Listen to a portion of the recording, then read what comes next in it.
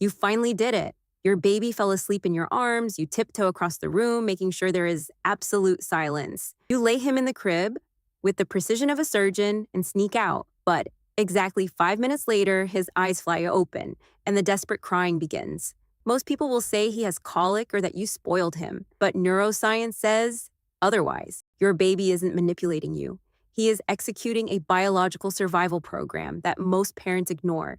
Today, we are going to deconstruct what is really happening in your baby's brain. And I guarantee you will never look at those late nights the same way again. To understand your child's sleep today, we need to go back thousands of years. Imagine our ancestors in the wild.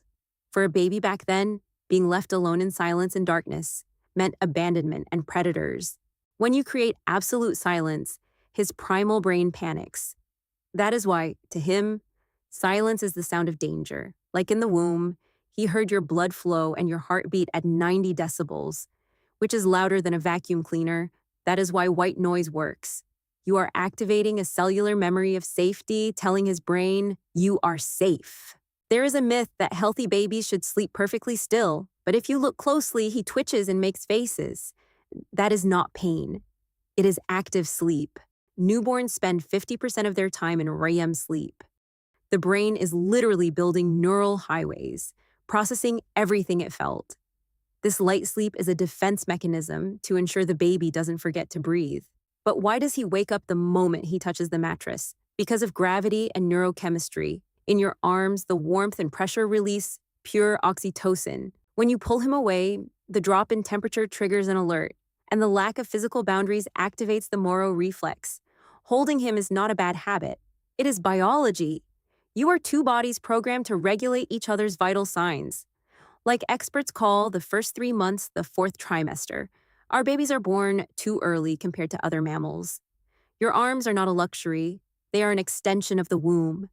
To his brain, you are still a single organism. Sleeping away from you goes against all his genetic programming. While understanding this takes a huge weight off your shoulders, science demands vital attention. You need to know when sleep is not normal. If in the first 2 weeks the baby is excessively quiet or shows extreme lethargy, do not celebrate. This can be a sign of dehydration or jaundice. A healthy newborn demands energy. Uninterrupted sleep in these early days is a red flag that requires a pediatrician immediately. If your baby hates the crib, he is just following the biology of the species. At the University of Notre Dame, reveal that when mother and baby sleep in safe proximity, their heart and respiratory rates synchronize. This is associated with better physiological co-regulation, stabilizes the baby's sleep, and can contribute to the regulation of the nervous system. The secret is not to force independence, but to provide the safety for it to bloom naturally. Modern culture and the sleep industry push the idea that you need to teach your baby to sleep alone. They sell sleep training methods based on letting the child cry, promising that the baby will learn to self-soothe. But brain mapping shows a much darker reality. The baby is not learning a relaxation skill.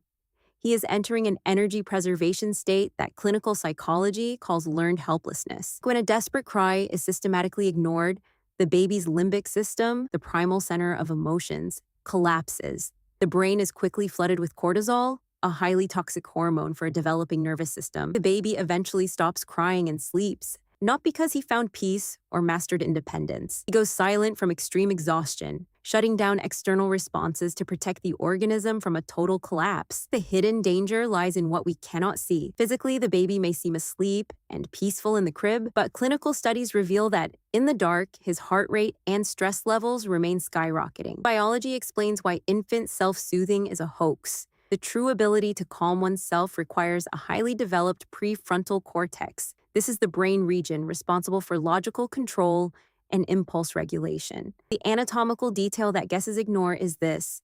The prefrontal cortex takes years to mature. Demanding that a baby regulate his emotions alone is biologically impossible, like demanding that he stand up and walk in the first month of life. During the first years, the infant brain goes through a relentless process called synaptic pruning. The brain eliminates neural connections that are not used and strengthens only those that ensure survival and adaptation. If a baby wakes up in the dark, cries for help, and is repeatedly ignored, the brain makes a hostile reading of the world. It prunes the neural pathways of trust and structurally reinforces the pathways of anxiety and chronic hyperarousal. On the other hand, when you respond to the night call, the magic of emotional co-regulation happens. Your mature, calm brain works as a biological pacemaker for your child's immature brain. The simple act of holding him in the dark activates oxytocin receptors, which instantly neutralize cortisol.